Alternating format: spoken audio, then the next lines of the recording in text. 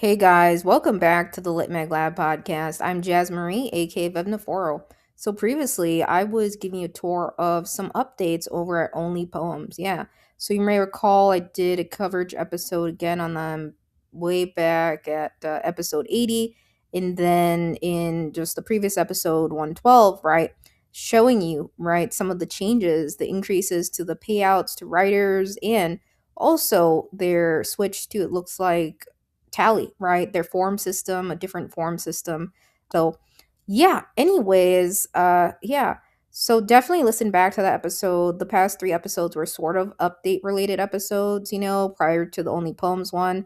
I did an update on my own literary magazine, Dippity, right? And Dippity Lit Mag and Dippity Press. So do check out episode 111. And yeah, and I also talked about, the Chill Subs magazine stats extension, which is right here in the upper right hand corner. And you can see today we will be covering the Rebis. Yes. So, as promised, in that past episode, and I'll click back into that a bit later. And yeah, that's really cool. And yeah, you may recall from that Only Poems episode that I just did, right? They offer, it looks like, divination and tarot consultations, right? They have hosts that oversee those sessions. I think, if I recall right, 15, 30 minutes or so, and they're paid sessions or consultations. And yeah, and I think that's really cool. So they also have, tarot related things. A few other lit mags I know in existence do. However, I think one that really focuses on this entirely, right, is the Rebus. Now, this is not the first time I've stopped over at the Rebus. Actually, I came across them last year, if I recall, when I heard about them through a CLMP thread. And then again, it came up, and I was like, oh, yeah, they do have some really beautiful issues.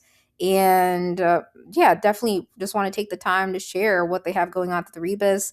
And yeah, so let's just get started. Yeah. So you can see here on their homepage right off the bat, right? We see it's a literary anthology celebrating tarot, art, and creative writing. They just released an issue. It's the Devil issue. And yeah, so this issue is about truth telling and radical courage. Inside, you'll find monsters and tricksters, underworld rituals, ecstatic transgressions, countercultural rebellions, and intimate hauntings. So yeah, we'll come back and look at their shop and issues, but let's head over to their About section, yeah? And click on their story here. And yeah, so it says here, right, a space dedicated to exploring the relationship between tarot and creativity through essays, fiction, poetry, interviews, and art. So again, the Rebus, right? Creative writing and art inspired by tarot, stories that weave together psychology, mythology, and spirituality. A community of multidimensional thinkers, writers, and artists. The Rebus is a physical publication and a digital newsletter. Each print issue focuses on one card where every contributor's interpretation adds layers of richness and depth. The newsletter unpacks broader themes of tarot and the creative process. So about the name, I really love learning about the origins of names and where they derive from, right? As I shared on this podcast, you may recall towards the end of some episodes I've done that at the beginning. So yeah, let's take the time to read about the name, right? What's behind it. So it says here, quoting this on their site, they take their name, the Rebus, from medieval alchemy and the pursuit of the philosopher's stone. In many ways, alchemists were looking for the spiritual in the material. They hoped to transmute base metals into gold and find a universal elixir for immortality. The Rebus references the final stage of the process where substances with opposing qualities are brought together and transformed into something new. An alchemical magnum opus, the name comes from the Latin res bina, meaning double matter. In 1968, Carl Jung published Psychology and Alchemy, drawing parallels between the process of alchemical transformation and psychological development. In this context, the rebus becomes a metaphor for the harmonious union of opposites, spirit and matter, soul and body, light and shadow.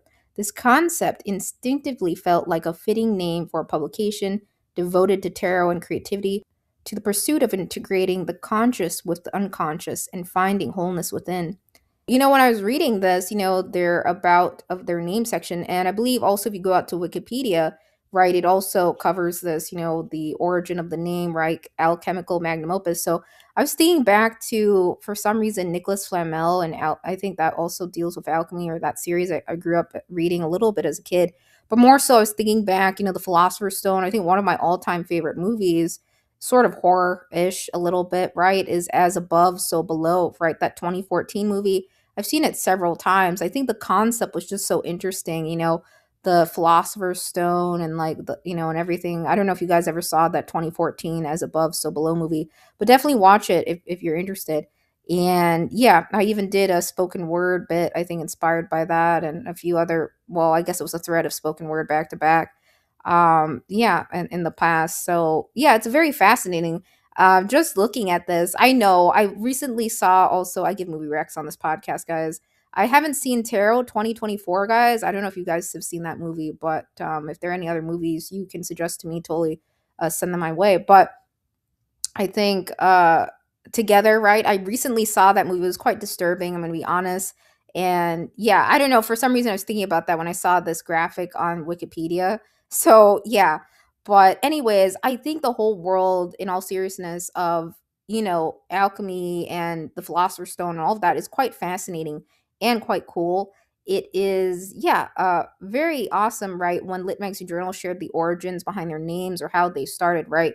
Every lit mag and story, or their origin of a press even, is a little bit different, in terms of that. And I love like really creative names. All of the lit magazine journals in existence have really fun, awesome names, and I love learning how they came up with their name, or what it ties back to, in time even, and yeah. So, for those of you unaware, I think not everyone also understands, where, tarot derives from, or like the history behind it. So, I did pull up the Wikipedia page on tarot. I know this isn't a history podcast, but I do like to share, some backstory points tied back to tarot too. So, tarot, right?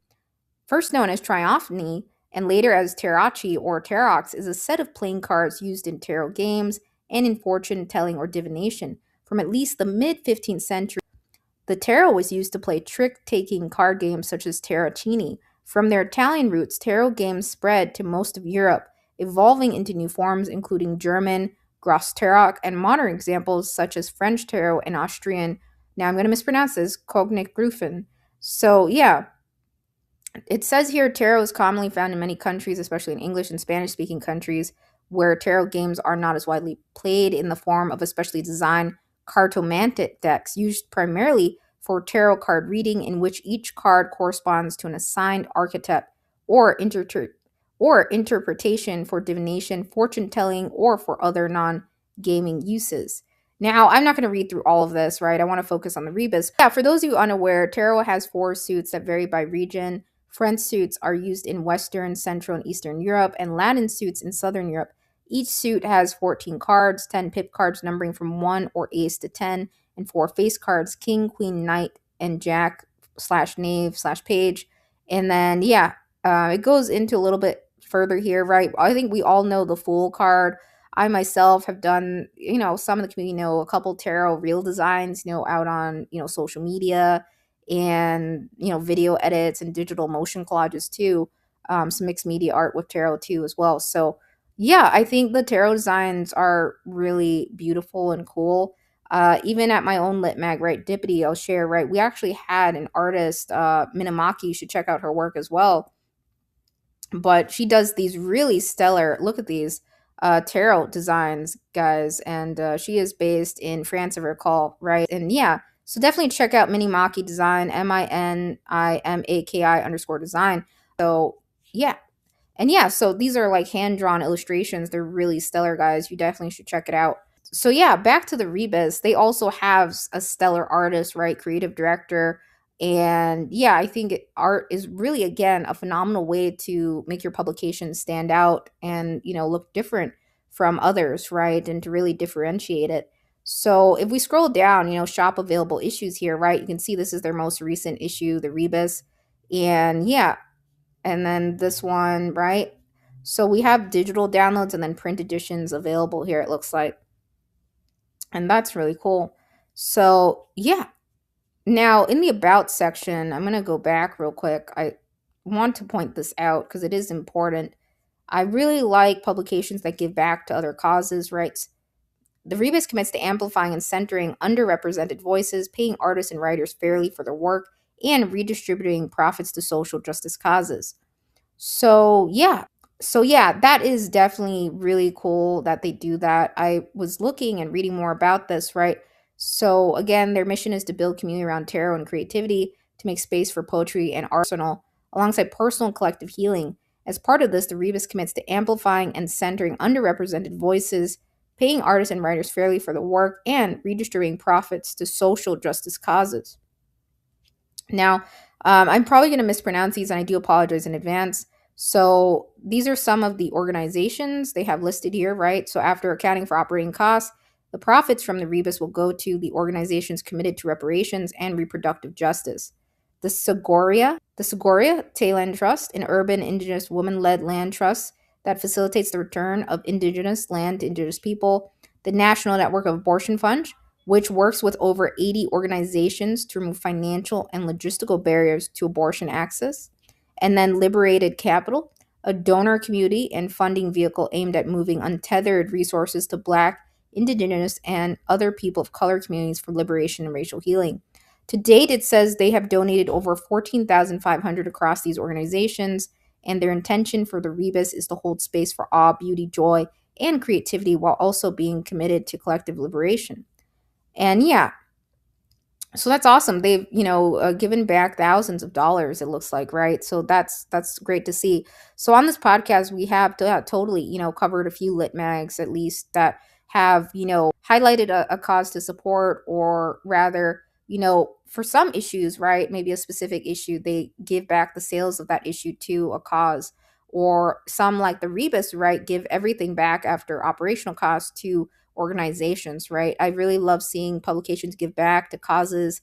And yeah, so if you start your own lit mag or journal, think about it. That's something totally you could do. If there's a certain cause, organization you want to support, you could give, right, the sales, right, back from an issue or something towards that organization or cause.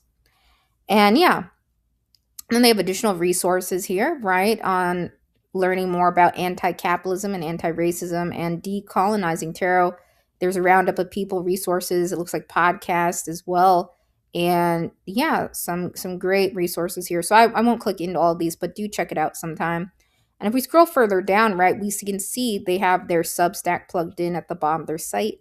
Again, as I've shared in the past podcast episode of Only Poems, right, you can apply Substack to different purposes. In the case of Only Poems, right, they have their website, right? I mentioned this. They have, right, their newsletter, Only Poems Daily, where they do different types of reshares and, a schedule set of publications. They also use it for a membership portal.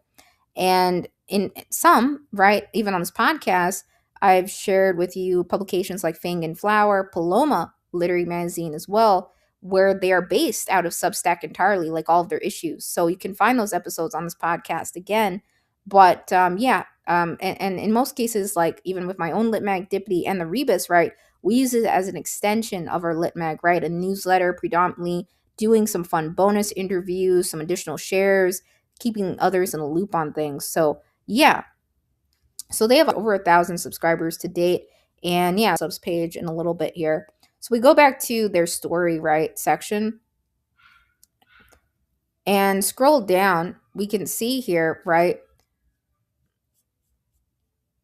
and scroll down. We can see here, right. So we are going to actually go back here to their story. Now I'll go to their chill subs overview page in a bit here, but just want to show you who's running the publication. And yeah, it's fun to learn about who is behind it and started it. So there is Hannah Levy, and I do apologize mispronounced last names again. That's Levy. Hannah Levy. I typically do read bios if it's a couple, team members, a few, like 3 or 4. So yeah, Hannah Levy is a writer, poet, creative thinker, and founder and editor of the Rebus. In her past lives, she led content marketing and brand strategy for tech companies and did a 7-year stint as the editor in chief of music blog Indie Shuffle. When she's not reading and writing about tarot, she's horseback riding, walking through the redwoods, stargazing, reading erotic poetry, and playing extensive make believe games with her daughter. Then we have Zavaria Lopez. I apologize again if I completely messed up names. As a Chilean artist and animator and the creative director of the Rebis. Her linear drawings, animations, and short format looping videos incorporate simplified yet highly contextual self portraits and images that display the meeting place of the material and the ethereal and challenge perceived delineations between the felt and seen. Now, Zavaria actually does their cover art, I believe, and contributes a lot of artwork to it. So that's awesome. So yeah, I was checking out Zavaria's Instagram feed, and this is it. So it's very cool. I mean, look at that, guys. That's awesome. Like the line artwork and everything is very detailed. The illustrations. So you totally got to check out more of Zavaria's Instagram feed. Absolutely, she does some really stellar artwork for the Rebus, and a lot of the work you see, incorporated into the Rebus. So I think that's really awesome. So yeah, we're gonna scroll back up here, and yeah, we'll check out the issues a little bit, and dive into their shop just in a little bit here. We're gonna head over to their Chill Subs overview page, and yeah, so you can see here, right? They've been bookmarked 106 times to date on Chill Subs, right? We'll scroll down. Now, I already technically read their about section, but they were founded in 2021, and they're based, it looks like, out of Albany, California. So right next door to where I am, right, Nevada. So yeah, that is really cool. Again, right, they really are striving, right, to focus on a single tarot card in each issue, right, bringing together an international group of artists and writers to delve into its psychology, mythology, spirituality, and artistic beauty. And yeah, they really emphasize, right, registering all profits to social justice organizations. So the response time, editor reported data looks like 30 days. Then they have chill subs tracker stats 31 days, right? And yeah, so that's how many have like typically used chill subs tracker, right, to report data. Now they don't have a lot of chill subs tracker stats in here, and neither do we, even at my own lit mag. Again, it really depends how many have, leveraged chill subs, right, that tracker tool to record their decision from, the lit mag or journal or publication, right? So as more and more report that, right, this will become more accurate. I'll pull up the extension so you guys can see it here too. But yeah, you can see, right, that's not by any means how many submissions they receive every year. No, not at all. So it really just depends. This is the community like chill subs tracker stats, right? And you can see here, right? Yeah. So that's an overview of it on my screen. Again, if you're watching out on YouTube, Spotify, or elsewhere, I usually say that earlier, but for the most part, I've been following the series. You can watch the video version of this, right? Not just hear my voice, so you can see what I'm showing you on screen. Yeah. So yeah, let's go back to Chill Sub. And a really awesome thing, right? I know a lot of writers love this. So no fee, right? No fee at the Rebus to submit, and they offer payment, right? So it's showing here, if we hover, right, $100 to $200 range for poetry. It looks like $200 for nonfiction. Now we'll go into the calls and see this, because sometimes, I don't know if it can fit everything in there, the hover, but we'll see a little bit here. Their acceptance rate, editor reported data is 15% approximately, and then the chill subs tracker is showing 7.69%, so less than 8%. So yeah, again, they have print issues. They also have, digital versions of those print issues, it appears too. Publishes reprints. So we want to be mindful about this field now in chill subs.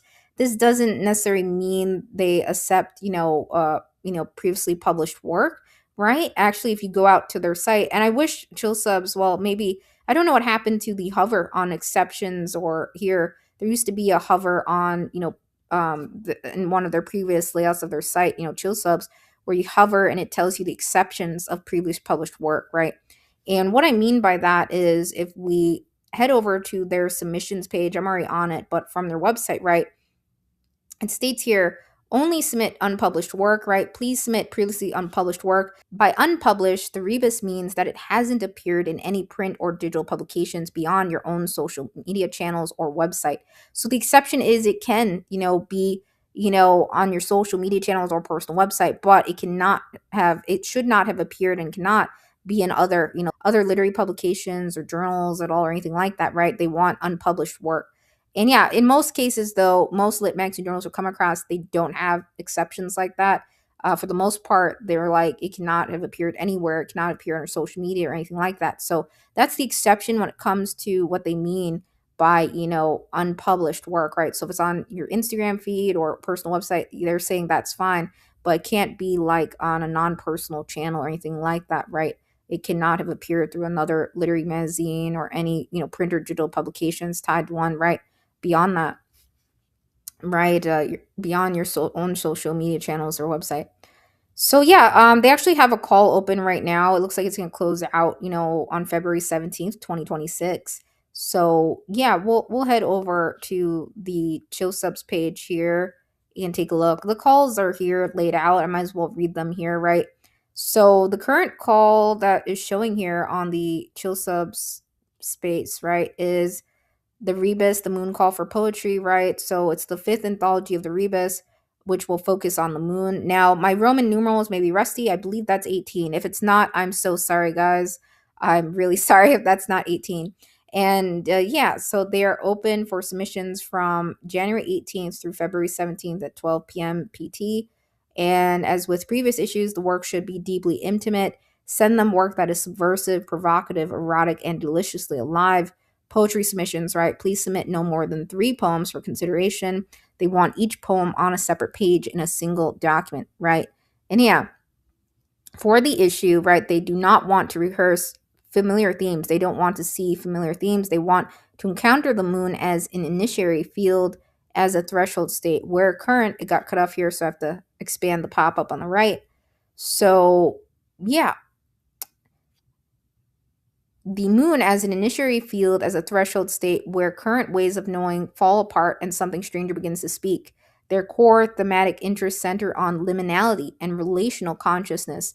This includes nonlinear time, ancestry, grief, and ways of living that resist Western logics of coherence. They are drawn to borderlands, intersections between human and non human, domestic and wild, self and other.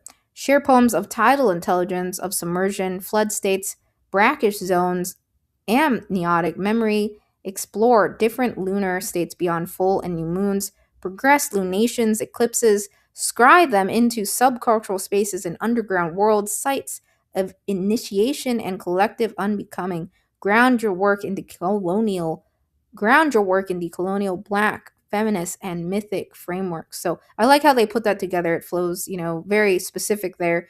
And yeah, so again, the best way to get a feel for a publication is to pick up a copy, right? They have digital versions of past issues, it appears, and also print versions. Print, it looks like sometimes goes out of stock, right? They have limited quantities of print.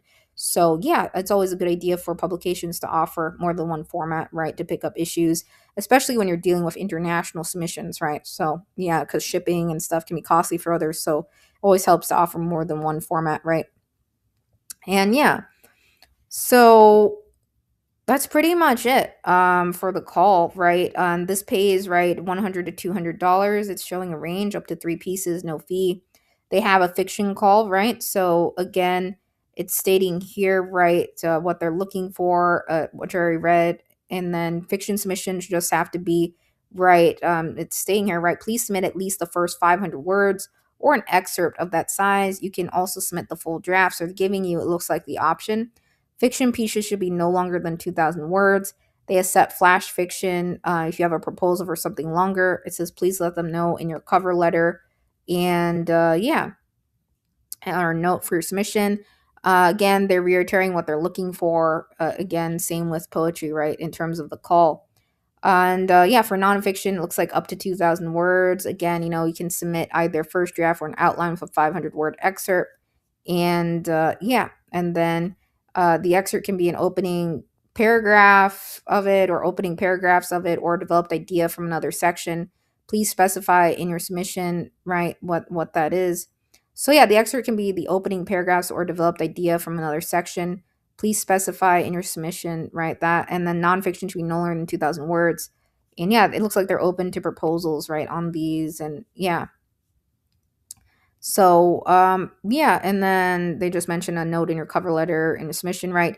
Typically, nonfiction for them runs 800 to 1,200 words.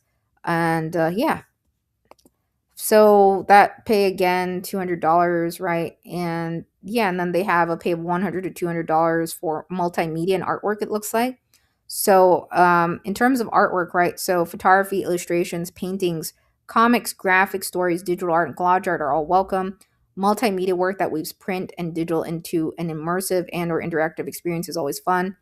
Artwork needs to fit into their vertical magazine orientation. And for full guidelines, it says see their submission form. So, yeah, and again, they have a no AI policy too, so that's great. And yeah, it's also on their form, which I'll show you in a little bit here. But yeah, that's pretty much it. So they do pay, quite a bit per piece. It looks like. So yeah, they do pay quite a bit, at the Rebis, for it looks like writers and artists. So I think that just wasn't clear on the overview page when I had hovered over it, right? Because it's showing 100 to 200 poetry, 200 nonfiction. So it doesn't really indicate that for art, right? If I recall. Yeah. Anyways, it's here, right? So, yeah, regardless of what's on chill subs or other listing sites, right? Typically websites are current, so always stick to what's there or their current submission form, right?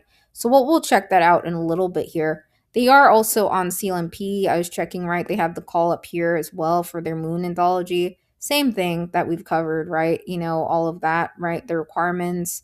Again, they do not accept AI generated submissions. It's a paid opportunity, right? And they have the window and everything, right? So yeah, and the details of the calls, right? So yeah, and then they have their own listing right on CLMP, their CLMP member. So yeah, again, they reiterate what they focus on, and yeah, you can see past issues, right? And yeah, so that's their CLMP listing. Now I didn't see a duotrope listing. I could be wrong, but yeah, sometimes you have to search through duotrope to find other publications, but yeah, anyways, so I'm under right the submission section of their website under about. So they have a submission form. Now they're using Google Forms, and yeah, Google Forms, right? They're free to set up, right? It's no cost to you to start up a Google form and intake submissions. However, the downsides of that, I think, if you're ever dealing with thousands of submissions, or again, as I mentioned on this across the series, right, publication of a large team, right, you're collaborating with others, it can be kind of tough to do so, right? It's hard to do that with just Google Forms. The past episode, you saw only poems, right? I believe even with Strange Pilgrims, right, they leverage tally forms. And yeah, I haven't used tally forms a bunch. I've tried it out a little bit, right? But not that extensively. So it's cool. You can do a lot with tally. There are other form builders out there besides Google Forms nowadays, but very few like low cost free ones.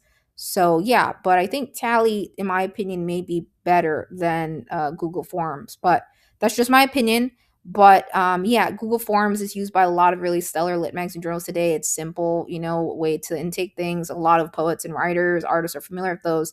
I think just like in the back end, in terms of like a team, perspective and organizational, right? It's not the best for keeping track of things and chatting submitters. You have to go a lot of times outside of your right email and things like that to juggle that, and find things. It's not the easiest, but regardless, it's a very clean layout. They have their banner here.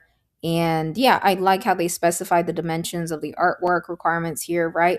So again, they have an 8 by 10 publication, and full page images are best displayed in vertical orientation. So they're looking for right a 8.25 by 10.25 for a full bleed image, page image, and then 4.5 at 300 dpi. For a full spread image, the artwork should be 16.25 by 10.25 inches, also 300 dpi, color CMYK. Writing, so yeah, again, they're interested in publishing experimental and genre bending work, creative nonfiction, short stories, flash fiction, longer fiction, personal memoirs, researched articles, interviews, and poetry are all welcome too.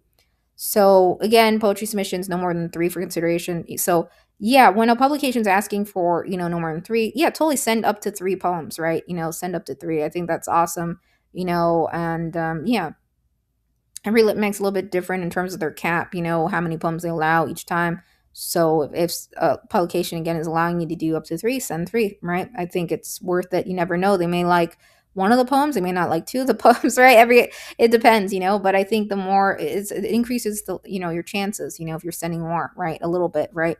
But yeah, it's going to come down to the quality of work again, right? But yeah, so fiction submissions, it says again, right? You can submit, right, the first 500 words, an excerpt. So I haven't seen a lot of lit mags and journals do that, by the way, like allowing you to submit an excerpt snippet of it, like a little sample of the full work, So they're giving you the option of submitting the full draft or an excerpt, right? So I think that's nice that they do that, yeah. And yeah, so yeah, even with nonfiction submissions, it looks like they're okay with that, an excerpt. But you just want to be mindful about, the right, their word limit, right, cap at no longer than 2,000 words. So no longer than 2,000 words, right? And yeah, they said again, if you have a proposal or something longer, just, put a note right in your cover letter. And yeah, so they state here, right, they enjoy, seeing work incorporating multiple collaborators, art and writing that pair together dual bylines, and postatory project, etc. If you're submitting as a collaborative project, please submit one time only, but include the names, bios, and links to examples of work for all people involved. Please submit previously unpublished work. Again, right, by unpublished, right, just reiterating this, that it hasn't appeared in any print or digital publications beyond your own social media channels or website, and no AI generated submission. And yeah, so they enjoy seeing work incorporating multiple collaborators, art and writing that pair together dual bylines, and impostulary project, etc. If you are submitting as a collaborative project, please submit one time only, but include the names, bios, and links to examples of work for all people involved. Again, they're reiterating, right, previously unpublished work only. Again, just reiterating this, it hasn't appeared in any print or digital publications beyond your own social media channels or website, right? And again, no AI generated submissions. They do not accept that. So yeah, they do a good job of being consistent, right, in the places where they list their calls. So that's great to see. And their deadline and everything's straightforward and clear, right? So yeah, this call is closing out soon, guys. February 17th, 2026 is coming up next month.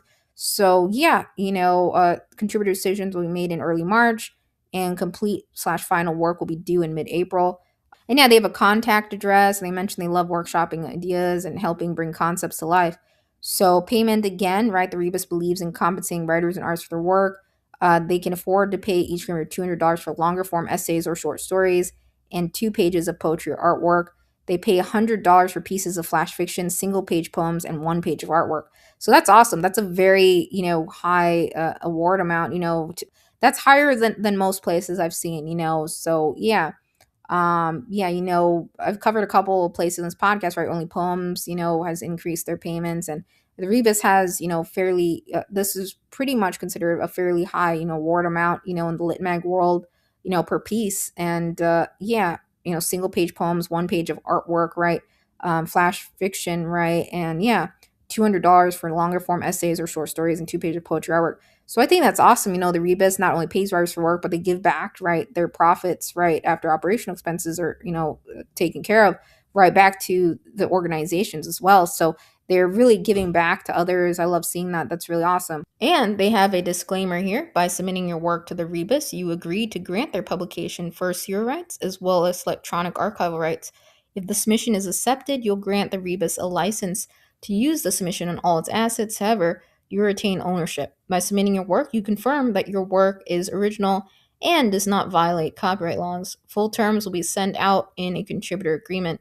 So yeah, it looks like they have a contributor agreement. Now, not every Late journal has everyone sign a contributor agreement or a contractual agreement of any kind, but it can be a good idea to record things like that, especially.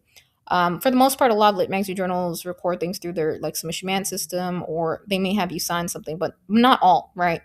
Even if you're someone starting your own lit mag journal or thinking about that, right? I think it is a good idea to have records on file of writers agreeing to the terms, especially, if you're going to pay writers for the work. I think you absolutely do, or any awards or any amounts, right? I think you absolutely do need to have some sort of agreement and documentation of that, right? Of course, systems like, whatever transaction system is, whether it be PayPal or something, of course, records payments and stuff, right? However, it is a good idea to have, a writer or a signature, and yeah. Now, for a while, I was using DocuSign for things, my own lit mag journal, but there's costs with that. So there are other ways to do that, right? Through a Smishman system, right? We use Subfolio at Dippity Lit Mag, right? And yeah, so centralizing things is so important, right? With your lit manga journal and on the back end. But yeah, just sharing. So yeah, so everything's very clean, straightforward, right? In this intake form they've set up through Google Forms. So yeah, let's head back over to their website. Now we're going to check out their issues. Now, you may have seen some, snippets of their issues on the Chill Subs overview page and even the background here. And yeah, I scrolled down here and, showing you guys this, right? So again, right, this is, right, the print edition digital downloads, right? So they have, right, The Devil is their recent released issue. Then that's $28 print edition. Totally pick it up, guys. It looks awesome. I love the illustrative cover art. Again, that's really beautiful, right? And then they have the digital download version, which is $18. And they have their past issues, right? So the Star 33, the Chariot, right? Digital download is available, right? That's $23. And yeah, so it looks like digital downloads are, somewhere, $18, $23 for some of them, right? Wheel of Fortune, right? So yeah, we're going to go over to Shop All, right? And take a look. Now, I believe they're using a Shopify integration for this. And yeah, so celebrating tarot art, right? They reiterate what they're focusing on. So at the top here, and then we have all the issues laid out in the shop. So yeah, I like the preview images they have. Let's click into the most recent issue, right? So again, $28. And yeah, I think that's a pretty fair amount. The issues do look really beautiful, by the way. I was looking out at their social media feed and it's really, really cool, right? So I'm just gonna show you guys the images on my screen here so you can see the previews, right? Of the issue, right? There's the table of contents. So yeah, and then they have this, right? So yeah, really beautiful artwork inside, right? The issues, it looks like, and very clean layout. I think, again, visual art is a very awesome way to, again, make your publication stand out. Your series, you're going to start your own Litmer journal. And yeah, I think it adds another, layer to it, right? Besides just, writing, of course, can stand alone. I mentioned this on the podcast, is a great, vibrant word choices, vivid imagery, detail, right? Of course, but I think illustration and artwork, right, especially traditional artwork, human created work from scratch is really beautiful to see. So yeah, this snake again is by Zveria Lopez, the creative director, and yeah, again, very beautiful illustration work across the issues. It looks like in featured art, and yeah, that they have published, right, and photography even. So that's really cool. So yeah, I really love the intricate, illustrations, right, that tarot cards themselves have and the designs of them, right? And yeah, it looks like they have some really cool like tarot photography as well. So really cool. And yeah, I have not picked up the issues yet myself, but definitely, guys, they look really stellar. The issues they have, very cool, right? Yeah. So that's it. I just wanted to toggle through and show you guys. So again, right. So it looks like this is a 120-page issue, right? Features 38 writers, right? And the most recent issue, right, The Devil, right, was about transformation through confrontation. It's a full truth telling and radical courage. It's full of truth telling and radical courage. It's full of truth telling and radical courage. They wrestle with shame, fear, and obsession, and learn to claim themselves in imperfect, messy, and beautiful ways. They examine the connection between pleasure, resistance, and collective care. There are monsters and tricksters, underworld rituals, and scenes of ecstatic transgression. They explore counterculture, rebellion, racism, anti-authoritarianism, intimate hauntings, and the art of breaking the rules. And yeah, so yeah, I won't read through all of this, but you get the gist of it. And yeah, it's a really clean layout, right? They have, about, right, in a world full of restrictions and expectations, right? The stories, poems, and essays and art in the volume are rich with encounters of the forbidden and lessons from, our shadow selves. It's an anthology for those of us who are willing to step into discomfort, uncover hidden truths, and meet ourselves fully without the mask we so frequently wear.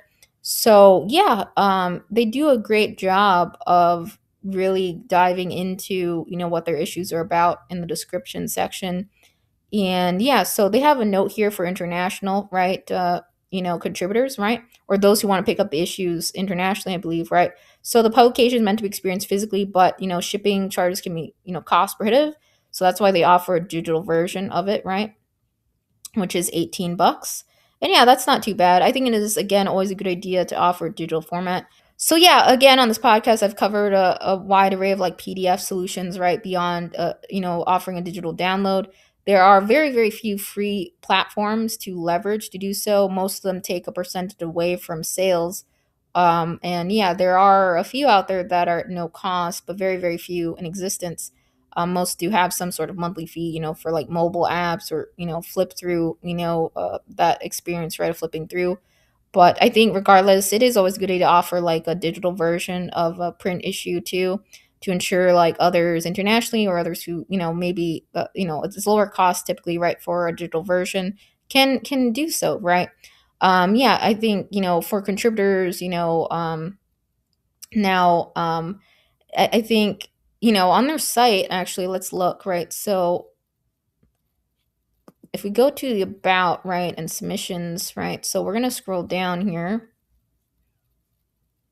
So it's not clear to me exactly. I think, um, aside from paying writers for work and stuff, are they giving contributor copies, right, at a discounted rate, or are they shipping them out to contributors, right? I think that's the one thing, unless I missed it somewhere.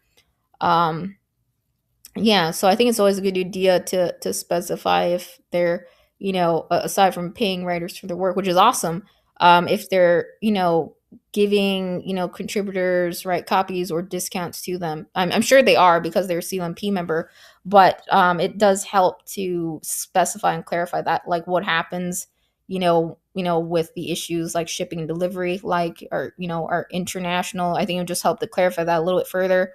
Our international contributors, right, you know, going to get the digital issue and they have the option of getting print, to purchase that at a discounted rate, or things like that, or our contributors sent copies, right, in the mail. That's the only thing I don't see here, unless I missed it somewhere. But anyways, yeah. So we covered their story, right, ethos and mission, and yeah, again, right. They have these organizations. We covered that. Just want to make sure I didn't miss anything on this page. So yeah, events. So it looks like they do partake in various events. I did see this a little bit on their social media channel. So they attend some really cool marketplaces too. And yeah, art and arcana events. So yeah, art, ritual, and conversations at the crossroads. So fellow creative witches, alchemists, tarot enthusiasts, and spiritual seekers. They are co-hosting regular art and arcana events. It says in Oakland and yeah, at the Sunshine Prophecy in community with yeah, it looks like Casey Zabala of Wanderers Tarot. And yeah, monthly meetups they do. So February 22nd, March 22nd, and April 19th, right? So that's awesome. They have some cool meetup events. I wonder what happens when I click on one of these. So it looks like it takes us out to Partiful. I've never used Partiful. That sounds really cool though, the platform you're using for this. Yeah, to facilitate some on-site events out in Oakland. So yeah. And yeah, so if you guys are interested, or any of you listening, based out of California or in that area, or anyone, looks like they have some fun meetups over there. Yeah. So a space to explore our magic and talk about creativity, spiritual resistance, and resilience. Yeah. So yeah, it says limited space, but feel free to invite friends, but have them RSVP, right? So just register, right? So that's awesome. And yeah, so I think that's pretty much it. We covered submissions, right? Yeah, again, this is their window, right? January 18th to February 17th, 2026. And I'm sure, if you missed that window, they'll probably, of course, right, have some future issues and windows, right? So just circle back and bookmark them. Yeah. So yeah, it reiterates their disclaimer and everything. So if we scroll to the very bottom of their site towards here, right? So right, we covered that, right? Links to that. And yeah, so some lit magazine journals have privacy policies in terms of service. I think it took me out to an artist profile and a playlist instead. I don't know if that page is current, these two here, regardless, it is a good idea. I think I see a lot of presses have privacy policies in terms of service, but also lit magazine journals, quite a few have shared on this podcast where I do have, privacy policies in terms of service plugged in at the bottom of their site if you read them very carefully. And yeah, um, so that's pretty much it. So yeah, let's go out to their Substack, yeah. So you can see again they have over 1,000 subscribers. We're gonna say no thanks here. I'm not signed in right now. But yeah, so you can see here, right, they have excerpts, right? And they have interviews. And yeah, shop all issues, right? They have a link that takes you back to their shop, right, of all their issues. You can see an issue, right, again, is sold out, print edition of it, right? And yeah, but you can pick up the digital version, right? So you have the Chariot. So yeah, again, you can do a lot of different things with a Substack. It looks like they're using it for additional interviews, excerpt sharing, and bonus things, and happening marketplace events, community focused, right? So that's awesome. Yeah. So totally, they had their issue call right. They go into it right. They announce their guest editor right here.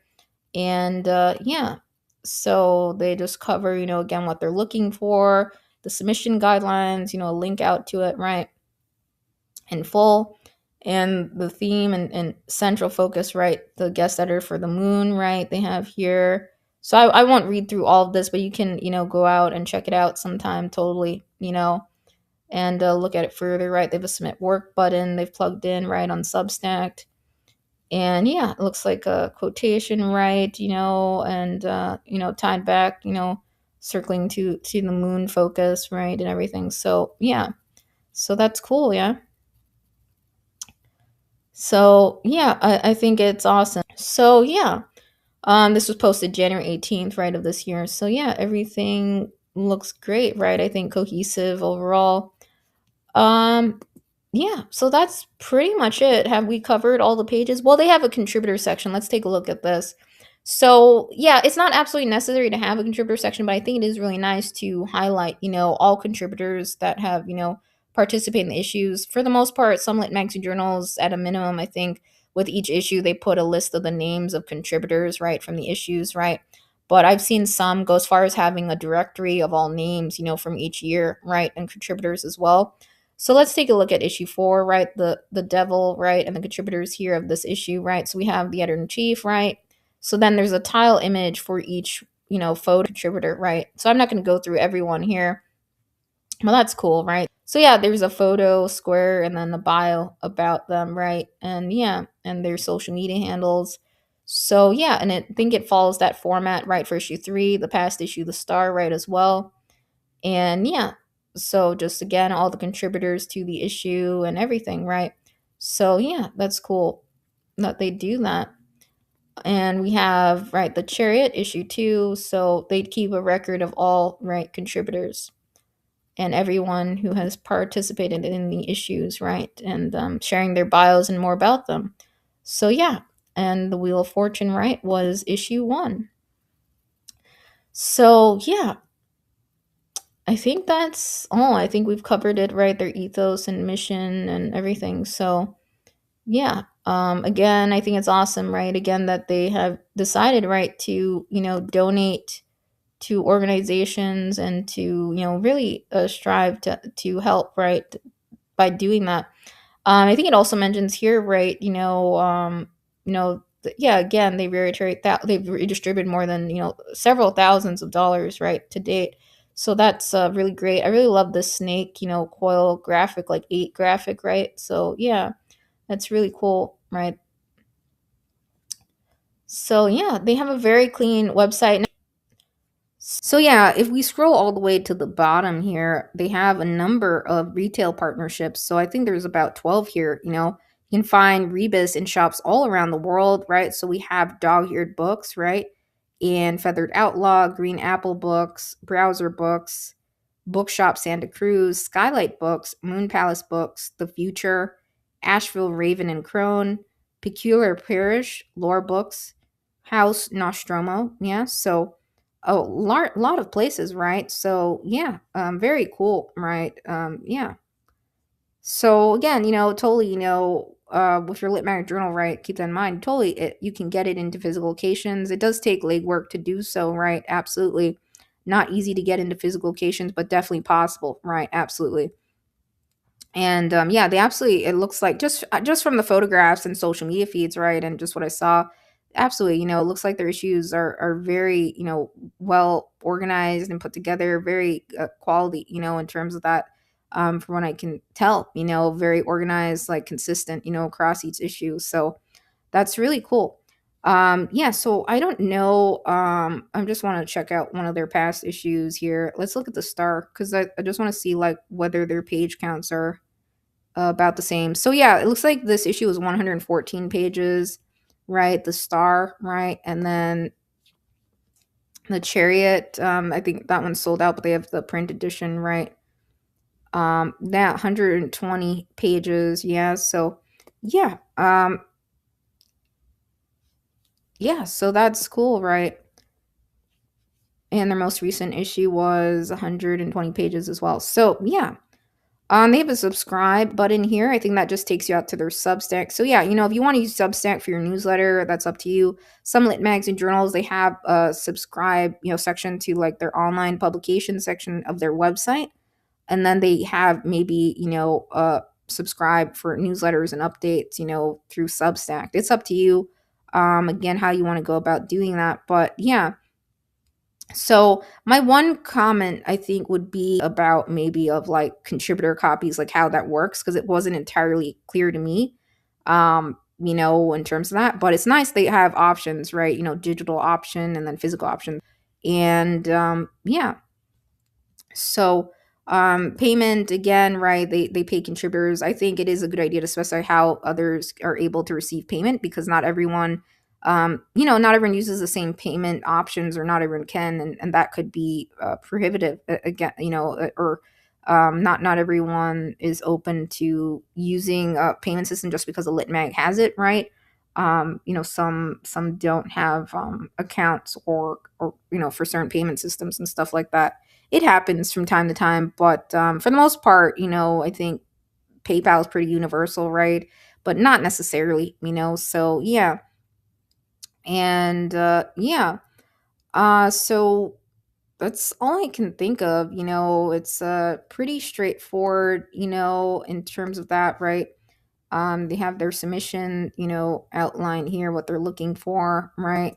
And yeah, in terms of like when they get back to others, so yeah, I think it is always good.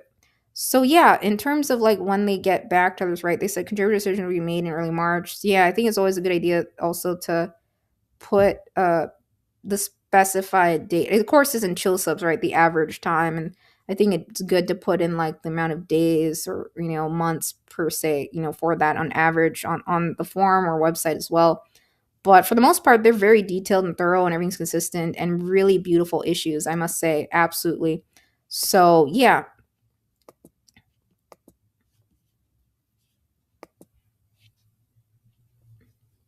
So, yeah, really beautiful issues, I must say. Absolutely. So, yeah, this one was sold out, it looks like. But I'm just going to click in so you guys can see a little bit further some of the preview shots here. So, yeah. So yeah, really beautiful issues. Look at that artwork, guys. Yeah, it's really cool. Tarot designs are really fascinating to me too. I love seeing the illustrative work. So totally, don't forget to check out more of Xaviera. I apologize, mispronounced names. Artwork as well and Instagram feed. Really cool artwork. Absolutely. I think it goes to show you, right? You can have an artist, right? So yeah, really cool artwork again. Xavier has, right. It goes to show you, right. Artwork can be a really cool, right, standout factor for a lit mag or journal, and yeah. So and even having contributor art, submissions for artwork, and yeah, it can be really fun too. And you can, again, as I mentioned this on the podcast, I'll say it again, you can inject more life into a publication for sure, really bring it to life overall, right, with visual art. It's really cool and beautiful artwork, yeah. So yeah, definitely you got to totally check it out, pick up some copies, right? Yeah, it looks really cool. how they have that. So yeah, they do share, inside the interior. But I think like visually it'd be nice to see a few more samples of poems and essays like end to end. And yeah, they do have, I think, excerpts right on their Substack, right? So let's check that out. I haven't read the excerpts, but I don't know if they're all poetry or yeah. So they do have excerpts from their issues and things like that. And yeah, I think it'd be nice if they link this maybe somewhere within, beneath the issues or something like samples online or somewhere. Um, yeah, so they do have excerpts from the issues there, so that's cool. Um, yeah, excerpts from each issue. They do give some sample excerpts, but I think it'd be nice to see maybe a full piece or something from the issues as well. Maybe just one or so at least. Maybe in terms of poetry, and yeah, or flash fiction or one of each, maybe from the issue, back issues or something. But yeah, they do share some snippet samples. That's for sure. So that's great to see. So yeah. Um, so that's pretty much it. Their site is very organized, very clean. I think they do a great job, from what I can tell. Really stellar issues again. And absolutely, I agree, beautiful design. So, definitely you should pick up the issues, right? Because technically, right, I think they do eventually run out of print editions. I think some go out of stock, right? Yeah. So yeah, just wanted to share with you the Rebus today. If you're someone who loves tarot, then you definitely got to submit and check out the call, right? And totally, if you missed this window, yeah, I'm sure they'll have more upcoming windows for submitting. And yeah, not every Litmere journal has, a specific schedule, or sometimes you have to circle back and see when they're open or follow them on social media. But yeah, totally check out their Substack, read the excerpts, and get a feel for the publication. Totally helps to pick up issues, whether it be print or digital, it's up to you. But definitely, you should totally check it out further. I think they do a great job of highlighting, illustrative artwork, not just from the creative director, but also, right, they have a call for multimedia art and as well from others. And it's very cohesive how they do it at the Rebus. It looks like just from like I was looking through their social media feed and everything in their channels. So yeah, totally check it out. Yeah.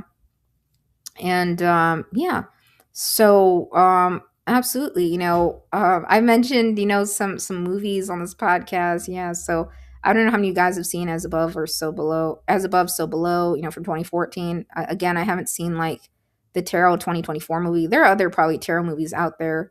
Again, I've done some tarot related reel designs, and some like fortune teller stuff as well.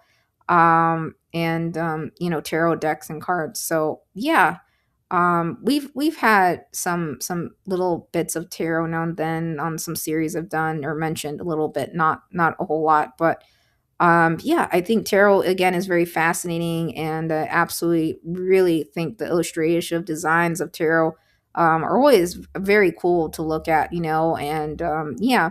Some artists over the years I've seen totally have done some really creative tarot deck designs. Again, Minnie Mocking being one of them. A couple other artists, I can't remember their names off the top of my head, but totally check it out. I think that's Minimaki, right? Minimaki designs on Instagram and others. So, and do check out, right, Xavier, right, the creative director of Rebis. Really beautiful artwork again. Yeah, so, think about it. If you want to, so think about it. Yeah, again, if you want to incorporate art, I actually did a post on this recently, on the importance of traditional art and how to incorporate art into your publication further. There are a couple different ways you can go about it, right? May have a staff member contribute art to it. Maybe it's the cover art, and then other parts of the publication, and then you also have a call for artwork, like intaking art submissions as well. And yeah, so I think it's awesome again that the Rebus is able to offer, right, literally, $100 to $200, right, a pay range, across, right, and yeah, so that's really cool, that they're able to do that, and they're also giving back to some really awesome organizations, some important causes. So totally, check them out further, and I'll drop links in the description. So yeah, again, they're based out of California, and looks like they've been around, since 2021. So totally one to bookmark and check out. And yeah, I really like lit mags that take the time to really invest in traditional artwork, and focus on that and highlight it across, beside writing. I think that's really cool way, for doing that, right? I personally am a huge fan of publications that incorporate visual art alongside, writing and creative writing and works. It's important, right, to have balance between visual artwork and the writing, right? You don't want to overwhelm an issue, right? You want to make sure it's balanced out. I think from what I've seen, they do a great job of that, right? A balance between the artwork and the amount of writing across the issue. And it's very cohesive, and really beautiful, right? Design. So yeah, check out the Rebus. I think Hannah's done a great job with the Rebus, and yeah, I think it's cool. It's cool. Again, how some lit magazine journals focus on some topics, right? Could be a tarot card or something tying back to that, right? You could create a lit magazine journal around something you really love and create a positive impact through it and connect with others who also love something that you really care about as well. And yeah, just a PS note here, guys. Again, I tack on additional thoughts towards the very, very end of each episode, usually. So, in terms of the rebus, right, I mentioned again, specifying, contributor copies, how that works in terms of international, those who are US based, and then the payment system. But on top of that, right, I think just something that came to my mind, right, and it'd be nice if we knew, right, if they had any cap on artwork, or photography illustrations, like how many should others submit, like a maximum of, I think in terms of pieces here for artwork. Now, right, I think this cut out a little bit, but this is like the required fields they have on their Google form. So first and last name, email address, right, pretty standard, 50 words or less bio, your preferred pronouns, right? What are you submitting, right? Artwork, poetry, fiction, nonfiction, or other. Describe the work you're submitting, right? Share any relevant links to your portfolio, website, and social media channels. And then they have a format for, files. So, last name underscore poetry, last name underscore watercolor, right? Examples here. Now, in terms of this, right? So they don't do concealed blind reads, right? So they are aware of, names and those who submitted. Um, I prefer concealed reads and not looking at cover letters and identifying information, but each lit mag's a little bit different when it comes to that. So yeah, anyways, I think it'd be great to know if they have any, limitations in terms of the amount of pieces you can send or what that entails for the artwork, right? Or are they open to just, sending more than one piece or not? It wasn't clear to me for artwork and photography. So yeah.